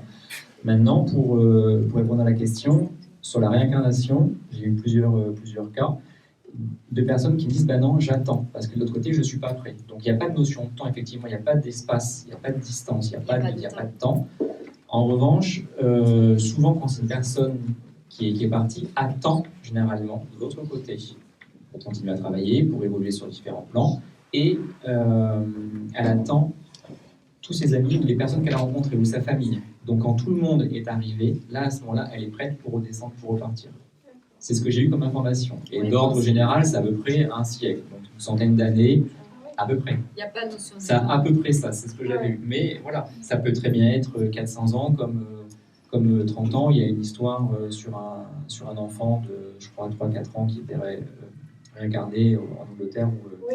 C'est ça, donc vous êtes au courant. Donc voilà, là, c'était vraiment flagrant et il est redescendu tout de suite. Donc peut-être qu'il y avait la possibilité de... Et puis surtout, ce qui est important, c'est que quand je fais des contacts des feux, ils me disent on continue d'apprendre. On ne s'arrête pas à la Terre. Voilà, donc je veux dire, quand on est dans l'au-delà, on apprend, on a des missions de vie aussi dans l'au-delà où on doit travailler sur différentes choses. On travaille déjà sur soi, puisqu'on fait une analyse de ce qu'on a vécu, etc. Mais il y a pas... La notion de temps est compliquée. Alors souvent, ils peuvent nous donner des saisons. Des fois, les défunts peuvent vous dire, on voit les arbres tomber, on voit les feuilles tomber, pas les arbres. On voit l'été, on voit des choses comme ça, etc. Et là, on va avoir quelques notions de temps. Mais il n'y a pas de notion de temps. Encore qu'en ce moment, je ne sais pas si tu le ressens comme moi, vibratoirement, j'ai l'impression que tout est accéléré. Je n'ai pas le temps de faire tout ce que je veux faire dans la journée. Ok, vous êtes d'accord. Est-ce qu'il y a d'autres questions, même sur vos ressentis, sur vos questions? Super. Oui, je voudrais savoir si quand l'âme se réincarne, Oui. car redescend sur Oui. Terre, est-ce que, par exemple, moi, si mon père se réincarne, est-ce que je peux avoir un contact avec après? Oui, ça s'appelle des familles d'âmes. Moi, je pense qu'on revoit ces familles d'âmes. Moi, je pense que les deux fiches que j'ai eu 2 histoires d'amour avec eux. Et ma grand-mère qui était médium, ma tante qui est médium, ma cousine qui est médium, on fait partie d'une famille d'âmes de médiums. Exactement. Voilà. D'autres questions? Oui. À partir, une personne donc décède, à partir de combien de temps elle peut commencer à se manifester auprès de la famille, des enfants? Alors, moi, Est-ce qu'il y a j'arrive. un temps? Alors, moi, souvent, quand les personnes sont décédées, on m'appelle. La première question que je demande, je lui dis, est-ce qu'il a été incinéré ou enterré? Donc, on me dit oui ou non. Et en général, moi, au bout de 7 jours, j'arrive à communiquer avec eux. Et incinéré? Pareil. D'accord, il n'y a pas eu un impact? Il n'y a rien. Après, pour avoir lu beaucoup de livres sur la mort, beaucoup disent que pour l'âme, il est mieux d'être incinéré. C'est beaucoup plus rapide, que d'être enterré. Eh non. Et là, vous parlez par rapport à vous, en tant que médium. En tant que médium. Mais l'âme se manifeste avec leur famille au bout de combien de temps? Alors, ce qui est marrant, c'est que déjà, quand il y a des messes ou des choses comme ça avec un cercueil, ils sont à côté. Oui. Donc, c'est marrant, on entend mais où je suis, qu'est-ce que je fais. Moi, ça m'est arrivé fréquemment. Ensuite, il m'arrive souvent que les familles me disent un jour avant ou pas, il est venu déjà nous dire au revoir. En plus, alors je vais répondre aussi autrement à cette question. J'ai des gens qui sont dans le deuil énormément, ce qui est normal, qui pleurent beaucoup. Et souvent, ils arrivent à me dire, je ne le sens pas, je ne le connecte pas. Je leur dis, tant que vous n'êtes pas sortis dans les pleurs et le deuil, il va être compliqué de communiquer avec eux. Parce que vibratoirement, vous êtes en taux bas. Le jour où votre idée de la mort change, où on commence à sortir un peu des pleurs, c'est là que les signes commencent à arriver. Pour ma part, c'est ce que j'ai... Il n'y a pas du tout de peur. Quand il n'y a pas du tout de pleurs, rien que le fait d'y penser peut faire que vous avez des signes. Après, souvent les personnes, la question qu'on me dit, et je crois que c'est un signe, mais j'en suis pas sûre. On ne se passe pas de questions. On se passe pas. Le signe, il arrive spontanément. Je vais marcher dans la nature, je pense à une grand-mère qui est décédée, d'un coup je me baisse, j'ai un caillou, évidemment que c'est elle. Je veux dire, c'est tellement fort qu'on ne se pose même pas la question. Faites-vous confiance et faites-leur confiance. D'autres questions? Je te laisse un peu travailler. Oui, Je veux une oui, deuxième. bien sûr. Vous évoquez cette notion de famille d'âme. Est-ce que ça veut dire que de réincarnation en réincarnation, nous retrouvons toujours les mêmes personnes dans des positions de vie différentes? Par exemple, c'est mon mari, c'est mon père, c'est ma soeur. Est-ce que ça veut dire aussi que si je fais une rencontre spontanée, une histoire d'amour ou d'amitié très forte, cette personne-là, je la connais d'avant? Alors, ça s'appelle bien souvent des liens karmiques. Flamme Des jumelle, liens âme sœur. flamme jumelle, âme sœur, donc ça dépend effectivement, oui. Oui. Et La rencontre qui fait je le connais, il y a un truc qui se passe. c'est comme s'il avait déjà vu. Ou, C'est compliqué, vous ça, avez, quand oui, même. c'est une attirance très forte, il y a des choses comme des ressentis, effectivement. Donc c'est une flamme jumelle, quoi. Tout à fait. Par rapport aux familles d'âme, ou le fait de...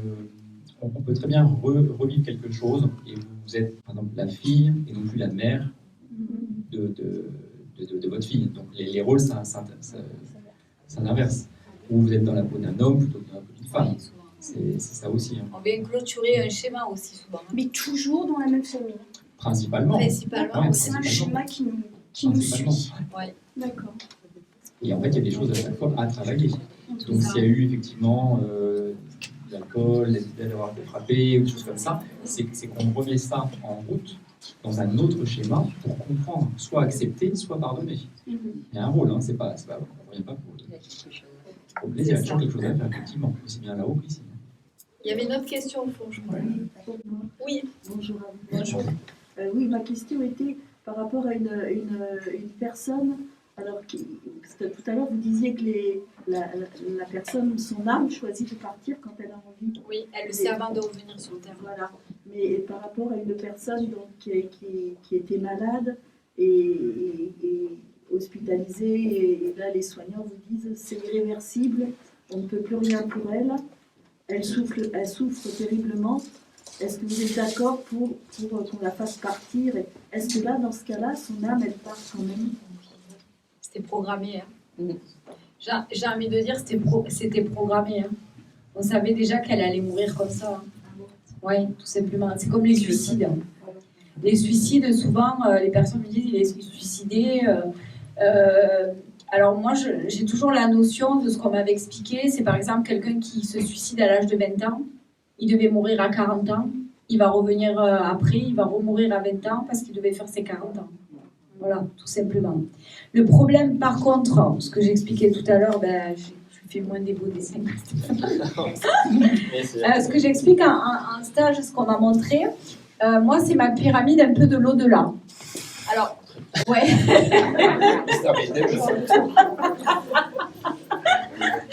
Donc, en bas, vous avez ce qu'on appelle le bas astral, avec les défunts qui ont du mal à monter dans la lumière. Donc, on fait appel à ce qu'on appelle à des passeurs d'âme.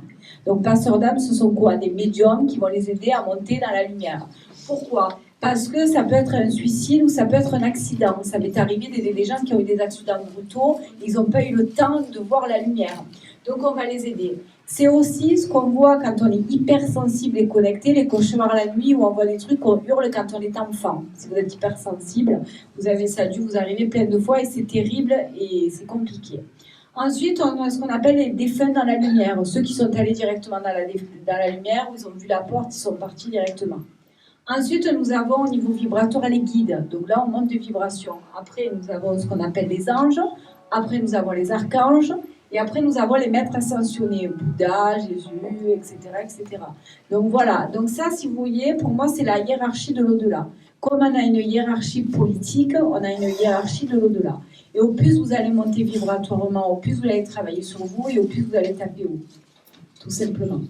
Mais bon, j'espère en fin de vie être avec le maître ascensionné. Peut-être qu'à 80 ans, je vous recevrai encore parce que je sais que je vais travailler très tard.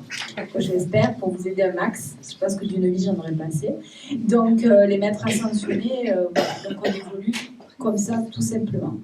Est-ce qu'il y a d'autres questions? Est-ce qu'on peut, excusez-moi, passer directement, donc décédé, hop, on saute. Ange.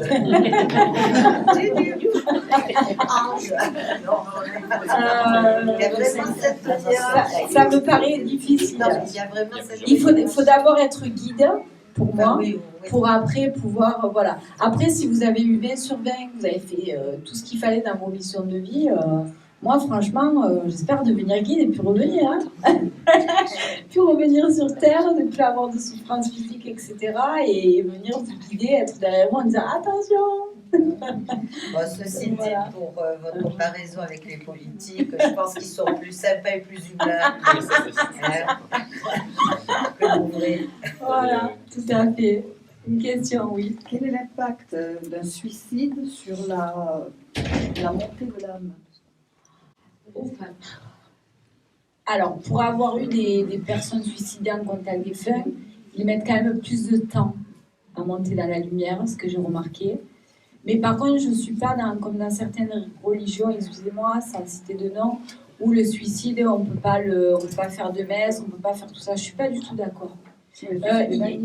Voilà, moi je ne suis pas du tout d'accord. Je pense qu'on peut l'aider à monter dans la lumière, mais je suis pas dans... Je pense que le système de jugement de purgatoire, il est sur Terre, quoi. Il n'est pas du tout là-haut. Là-haut, on n'est pas du tout dans ce jugement, on n'est pas du tout là-dedans. Et je pense qu'il faut un petit peu plus de temps pour l'avoir eu avec certains contacts des femmes. J'ai répondu? Oui, parce que en fait, c'est un choix définitif, quoi. C'est ça. Et quand même, on a le choix moi, j'estime qu'on a le choix de vouloir vivre ou de vouloir ne pas vivre. C'est ça. La Terre, on a quand même le libre arbitre sur Terre, ce qui est quand même chouette. Ouais. Tout à fait. Madame Martelly. Est-ce que c'est valable pour les morts accompagnés? C'est qu'on entend de plus en plus de gens qui vont en Suisse, en Belgique, et qui choisissent la date de décès. Est-ce que dans vos retours à vous, ça influe? Pour moi, me concernant, j'en ai eu quelques-uns, effectivement. Après, c'est leur choix, comme on disait, c'est leur libre arbitre. Donc, à partir de là, si c'est le moment... Moi, je ne me pose pas de questions, en fait. Je respecte ça. Enfin, c'est mon protocole, pareil. Donc, si c'est le moment pour le défunt de venir, s'il est mort hier, s'il est mort il y a 4 heures, s'il est mort il y a 1 mois, ou il y a 10 ans, il y a 30 ans, pour moi, c'est pareil. Alors, tout dépend de la fréquence qu'ils ont, la vibration et l'énergie. Mais du fait qu'ils soient décédés, assistés, enfin, suicidés, assistés, etc., j'ai pas de, comment dirais-je, de valeur à ajouter là-dessus. C'est leur choix. Et moi, je suis juste un canal, je suis rien d'autre. Donc, si le message doit passer, il passera. Peu importe, voilà, tout exactement. Peu importe le genre de mort. J'ai eu quelqu'un, c'était dans un attentat sur Paris. J'en ai eu d'autres, c'était le Covid, mais très rapidement, la première vague. Donc, peu importe, j'ai envie de dire, la nature de la mort, puisque je ne suis pas là pour porter de jugement. Et justement, moins on a de jugement, plus on est neutre, et plus c'est facile, le canal est propre, je dirais. Donc c'est la raison pour laquelle... Enfin, moi, je n'ai pas la réponse, elle sera ma réponse, quoi. C'était un complément à sa question. Ça marche. Est-ce qu'il y a d'autres questions? Oui. Oui, donc je vais rebondir sur la question de la dame, là, par rapport à la question que vous avez posée tout à l'heure.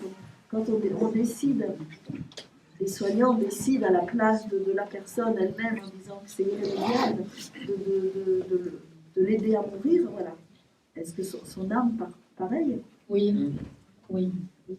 La mort, c'est vraiment un autre voyage. C'est-à-dire que l'âme part faire un autre voyage. On vous empêche pas de faire ce voyage. Mais c'était peut-être pas son choix, la personne. Je pense qu'il a choisi même avant de venir. Tout simplement. Sachez, pour avoir lu beaucoup de livres sur la mort, comme je vous parlais tout à l'heure, d'être incinéré, l'âme part plus vite, la maladie permet à l'âme de se préparer. Ça arrive des fois, vous faites un Noël avec votre grand-mère il y a 2 ans, puis elle vous dit c'est le dernier Noël que je vais faire. Elle sait inconsciemment que dans 1 an, elle ne fera plus de Noël avec vous. L'âme sait quand elle va mourir, et le fait d'être malade permet à l'âme de se préparer à monter. Vous le voyez aussi dans les hôpitaux où quelqu'un est en fin de vie, où il dit j'entends ma mère, ou on entend maman. Il vient le chercher. Alors, j'ai quand même eu la chance aussi de pouvoir accompagner une dame qui était en fin de vie, où la fille m'a demandé d'aller dans la chambre d'hôpital pour l'aider et l'accompagner. Ça a été une rencontre fabuleuse. Je me suis dit, si un jour je peux faire ça tout le temps, j'irai. Parce que j'ai pu en fait parler au mari de cette dame qui était décédée, la rassurer pour lui expliquer qui c'est qui l'attendait. Donc on a communiqué avec les personnes qui l'attendaient. Et je lui dis, elle va mourir, elle va s'endormir dans son sommeil. Et 1 semaine après, elle est morte dans son sommeil, elle était apaisée. Et c'est une dame d'à peu près 80 ans. Et quand je suis arrivée, elle était assise sur le lit, elle me dit, je vous attendais. Ok. Et à partir de là, j'ai pu l'aider à être dans la paix et dans la lumière. Si vous avez des proches chez vous qui sont en fin de vie, le premier message que je vous donnerai, c'est de leur donner de l'amour et de la lumière pour les apaiser par rapport à la mort. Ça se fait, oui. Je suis aide-soignante et j'ai travaillé en soins palliatifs. C'est génial. Oui. Mais dur. J'ai arrêté. Mais c'est beau. J'ai accompagné plusieurs personnes dans les souffles. Ça vient automatiquement. On ne se pose pas la question. Il y a quelque chose qui se passe. C'est ça. Du coup, c'est que de l'amour. Mais par contre, on n'est pas tous différents au moment de la mort. Pour certaines maladies qui se ressemblent, il y a des gens qui souffrent énormément. Oui. Dans le moment du passage, il est horrible. Donc nous, on est là pour leur tenir la main quand on y arrive. En général, on y arrive. Mais il y a d'autres gens, en fait, ils ont une souffrance, mais on dirait qu'ils sont vraiment apaisés. Oui, c'est une délivrance, en fait. On n'est pas tous égaux face à ce... Mais le fait, peut-être, ce que vous dites, le fait d'être soignante et de les apaiser, de les caresser ou de les accompagner, ça les aide énormément quand même. Oui, elles ne sont pas seules. Voilà, c'est ça. Et nous, on n'est pas seuls non plus. C'est chapeau. Si tout le monde pouvait se former comme ça serait bien. Là, je pense que je dois... Dites-leur. Oui. C'était plus une question par curiosité. Oui. Par rapport à vous, comment vous sentez les choses? C'est-à-dire que vous arrivez à percevoir certaines choses chez les personnes. Par exemple, quelqu'un va venir vous voir et va vous demander est-ce que ça va durer avec mon compagnon ou quoi. Vous aurez une information qui va vous dire oui ou non. Est-ce que vous, personnellement, dans votre vie, vous avez ce genre... Oui, Pour nous. vous avez ce genre d'information, vous êtes avec une personne et puis on vous dit non. Alors moi ça m'arrive, moi ce que j'ai capté pour moi, c'est que quand c'est pour des personnes qui viennent me voir, j'entends, je vois et j'écris. Quand c'est pour ma vie perso, ça m'est arrivé il n'y a pas longtemps, donc je peux en parler, je fais des rêves prémonitoires. C'est-à-dire qu'on me montre les personnes que je vais rencontrer. Le dernier compagnon que j'ai eu, je l'ai vu dans mes rêves, par exemple. Ça va être aussi, on vient me prévenir de quelque chose. Je le vois dans mes rêves. Et ce qui m'est arrivé il n'y a pas longtemps, je leur dis merci, c'est qu'il y a eu un soir de pleine lune où j'étais dans mon bureau. J'ai senti des guides habillés en blanc parce que les guides ils ressemblent souvent à Merlin l'Enchanteur ou au prince dans les... Comment il s'appelle dans le Seigneur des Anneaux là exactement. Donc ça c'est les guides en général quand ils arrivent. Et en fait, j'étais dans mon cabinet ce soir de pleine lune, je me rappelle, j'étais un peu angoissée, j'ai la main qui a commencé à me gratter, et j'ai vu des guides arriver, et j'ai appelé une amie médium, je lui ai dit, je comprends pas ce qui m'arrive. Elle me dit, écoute-les. Donc j'ai dit, ok. Donc j'ai pris un papier, un stylo, et j'ai commencé à écrire des pages, et des pages, et des pages, et ils m'ont expliqué des choses pour la Terre, et ils m'ont aussi expliqué des choses pour ma vie. Donc oui, on peut avoir des informations sur tout. Voilà. Ça peut faire peur un peu si vous avez certaines... J'étais paniquée un peu ce soir de pleine lune. J'étais un peu paniquée, mais par contre, après, quand c'est les guides, je suis passée du rire au pleurs parce qu'en fait, ça vous transverse le cœur. Et puis surtout, je dis toujours, on a des guides humains, mais on a des guides dans l'invisible. Et quand on prend conscience qu'on a des guides dans l'invisible qui nous aident, et bien quand on a des moments de solitude, on se sent moins seul. Me concernant, puisqu'on est tous différents, sur une éventuelle possibilité, sur un éventuel futur me concernant, généralement, je ne peux pas savoir. Donc, c'est pas que je suis mal placé, c'est comme on dit toujours les coordonnées les plus mal chaussées. Donc, je consulte pas. C'est hyper rare, c'est hyper rare. Et quand j'ai besoin de quelque chose, j'ai l'information qui vient naturellement quand c'est le moment. Donc, comme je suis dans un état toujours très pressé, en 2021, on veut tout de suite, et bien forcément, ça m'apprend à attendre et ça m'apprend pas mal de choses. Donc après, on a le mental. Après, tu ne veux pas aussi, oui, tu l'as dit. Hein. On a le mental aussi. Alors si je me tiens les cartes, évidemment, je vais l'interpréter comme je veux l'entendre. Parce que je veux que ça arrive ou je veux que ça fonctionne ou que ça ne fonctionne pas. Donc, c'est ça mon problème. C'est mon problème, c'est le mental. Donc comme je me connais, et c'est pareil, quand je tire les cartes sur des gens très proches, donc la famille ou des amis qui font depuis 20 ans, 30 ans, ça devient compliqué parce que j'interprète tout de suite. C'est compliqué les proches. Alors, effectivement, ça se rapproche de quelque chose qui peut être bon, mais ça va être beaucoup plus dur. Ça va être encore plus dur. Et ça devrait être l'inverse. Comme on les connaît, c'est plus facile. Mais non, c'est encore plus dur. Et me concernant, je ne tire pas les cartes, ou alors c'est quand j'ai besoin, c'est vraiment j'ai l'information qui doit venir naturellement, ou j'ai un ami qui m'appelle, une copine qui va me dire, tiens, ou alors des synchronicités par rapport à la musique, par rapport à un camion qui passe et vas-y, oui, où il est marqué fonce, par exemple, sur le camion. Bon, voilà, si on se pose la question 1 heure avant, j'ai la réponse sous les yeux, donc c'est que ça devrait être bon, ça devrait bien se passer. Donc c'est plus des choses comme ça. Merci. Bien. Oui. Est-ce qu'on peut expliquer le fait qu'on n'est jamais, à la suite d'un décès, d'un très proche, à savoir un mari, jamais de rêve, jamais de signe, jamais rien, quoi, le vide total. Pour vous, personnellement, ou en général? En général, ouais. Parce que la question est quand même un peu pour vous, j'ai l'impression. Et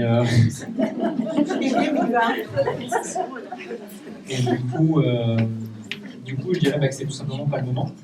Et je dirais ne jamais lâcher, jamais toujours avoir l'espoir. Et le message viendra. Et s'il ne vient pas, admettons que vous insistez par les rêves et que ça ne vient pas, parce que moi, je n'ai pas forcément comme Sonia des rêves me concernant les... C'est plutôt rare. Donc c'est pas mon canal, ça va pas être sur les rêves, ça va être sur autre chose. Donc si vous insistez vraiment pour avoir des messages avec un défunt sur les rêves et que ça ne vient pas, au bout d'un certain temps, peut-être plusieurs mois, plusieurs années, peut-être que c'est pas la bonne technique, c'est pas la bonne approche. C'est possible, ou c'est peut-être pas comment aussi. Alors, il y a 2 choses à savoir.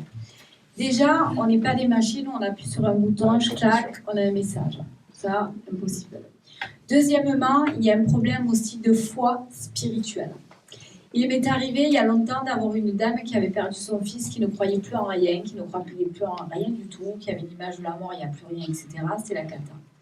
Un jour, j'ai discuté avec elle, je lui ai dit, vous croyez en quoi? Je ne parle pas de religion, je parle de foi spirituelle. Elle m'a dit, je crois en rien. Quelques années après, je l'ai revue, elle a retrouvé la foi, elle est retrouvée dans des églises, voilà, sans citer de religion. Et elle est revenue me voir, elle me dit, ça y est, je revois mon fils et ma grand-mère. Elle avait gardé la foi. Le principal pour avoir des messages, c'est avoir la foi. Vraiment. Et souvent, les personnes me disent, je ne crois en rien. Comment voulez-vous avoir des synchronicités, des messages, etc. C'est compliqué. Attention, je ne parle pas de religion, je parle de foi spirituelle. Juste pour dire ce petit mot, par rapport à la mort, le mot, la signification la mort, L-A plus loin M-O-R-T, moi je le vois comme l'âme, A-M-E-O-H-O-R-S, l'âme en dehors. Donc en fait, on voit bien qu'il y a quelque chose, déjà rien qu'en écoutant, l'âme, elle est en dehors du corps, donc elle continue. Après, ce qu'on dit souvent, on n'est pas là pour prouver que ça existe. On n'est pas là, même si c'est le cas aujourd'hui, mais on n'est pas là pour convaincre. Voilà, c'est le mot que je cherchais, on n'est pas là pour convaincre. Vous êtes libre de penser ce que vous voulez, mais force est de constater que... on est là pour vous aider, donc. Et puis on vous parle de nos expériences à nous, puisque c'est quelque chose qu'on fait au quotidien. Et moi, je dis toujours, quand les personnes arrivent en consultation, parce qu'on a tous des... Tu as dû sûrement avoir des personnes comme ça. Je me rappelle d'avoir eu un monsieur qui m'appelle en me disant « Mon grand-père est décédé ». Vous connaissez le livre de Stéphane Alix, Le Test? Vous connaissez tout par cœur, mais vous le connaissez par cœur. Ça, c'est super, merci Stéphane. En fait, je me rappelle, ce monsieur arrive et me dit vous pouvez me dire le costume qu'avait mon grand-père dans le cercueil, quoi. Là, on vient me tester. On est OK, parce qu'on n'est pas des animaux de cirque, quoi. Donc, il vient me tester et je le regarde, je lui dis il était gris-bleu. Et puis d'un coup, il me regarde pour me retester.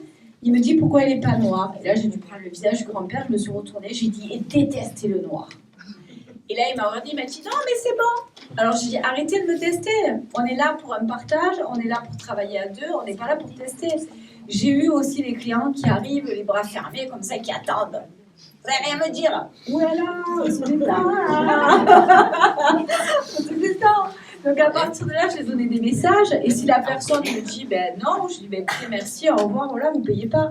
Et souvent, ça m'est arrivé aussi de dire à des clients écoutez, si je n'ai pas répondu à votre demande, c'est pas grave. On n'a rien à prouver. Vraiment. Et on est là vraiment. Moi, je dis toujours à mes conférences je ne suis pas là pour vous convaincre, je suis là pour vous aider. C'est ça qui est important. Voilà. Parce qu'on est devenu une communication. On le parle avec Steph. Des fois, quand on est en consultation avec vous, on va vous dire plein de choses. Et puis, des fois, j'ai des personnes qui me disent ah oui, c'est vrai, ah oui. Et puis, au bout d'un moment, je les arrête. Je dis stop, je ne vous connais pas, je ne vous ai jamais vu. Je vous sors des choses que je ne sais pas. Et du coup, la personne me dit ah oui, c'est vrai quand même. Donc, vous voyez, souvent, le métier de médium peut être compliqué parce qu'on vient nous tester. Et moi, j'ai horreur de ça. Donc, un petit peu de temps, on passe au... Il y a encore d'autres questions? Alors, moi, je vais mettre une précision. Je suis pas mignonne. En même temps, je connais beaucoup. C'est contagieux. Alors, pour répondre à ta question, notamment Fabienne, en fait, je ne sais pas si je vais voir avec vous si vous êtes d'accord. Les contacts, les signes qu'on peut avoir, c'est assez compliqué. Il y a deux choses. Il faut que nous, on soit prêts à les voir, parce que souvent on en a, mais on ne les voit pas. On ne les voit pas parce qu'on est à 100 à l'heure, parce qu'on a une vie très terrestre, et qu'on n'est pas forcément dans la même énergie. Et puis aussi, on est dans la douleur. Donc ça aide pas. Ça s'estompe après. Ça ne s'oublie pas, bien évidemment, mais ça s'estompe. Et puis eux, il faut qu'ils aient la possibilité aussi, ils nous font des signes parfois, mais ils n'ont pas toujours la possibilité de nous en faire des tels qu'on voudrait les voir, tels qu'ils sont. On est un peu comme Saint Thomas. Et du coup, des fois, c'est subtil. Et on voit des choses, on entend des choses, mais on se dit non, c'est pas ça, parce qu'on réagit avec le mental. Et puis, en fait, il faut surtout se poser et ouvrir son cœur. Si vous ouvrez votre cœur et que vous sentez, vous voyez des choses et que vous savez que vraiment c'est ça, il n'y aura aucun doute, sincèrement. Et après, c'est pas parce qu'on n'en a pas qu'ils ne sont pas là. Et puis ça va, ça vient. Moi, j'ai eu beaucoup de signes de mon papa. Très longtemps après, parce qu'il est décédé, j'avais 15 ans. Et j'ai fait ma vie pendant 25 ans. Et puis à 40 ans, j'ai eu des difficultés dans ma vie. Et il est venu. Il est venu, il m'a donné des signes extraordinaires. Je le dis parce que j'ai beaucoup d'émotions. Et vous n'avez aucun doute. C'est ce que tu dis, c'est la foi. La foi, c'est la confiance, en fait.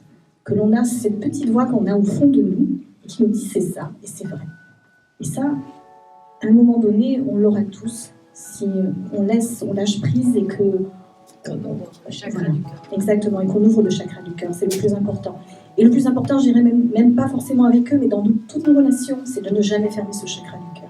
C'est le plus important. Et c'est ce que nous, on essaie de faire ici, avec vous et à travers vous. Bravo. Je voulais en parler parce que je sais que toutes ces souffrances, je l'ai vécu, c'est des grandes souffrances. Et on est humain, c'est normal de souffrir, mais ils sont là, on est là, et le contact se fait un jour ou l'autre. Voilà. Alors, je remercie Stéphane et je remercie Sonia de leur intervention. J'espère que vous n'êtes pas trop dans l'émotion. Moi, je me suis un petit peu, mais bon, c'est comme ça fait partie aussi du jeu. Et puis, on va se réconforter. Il y a des gâteaux, il y a des crêpes, des gâteaux qu'on a fait. Alors, qui est-ce qui a fait un gâteau? Il y a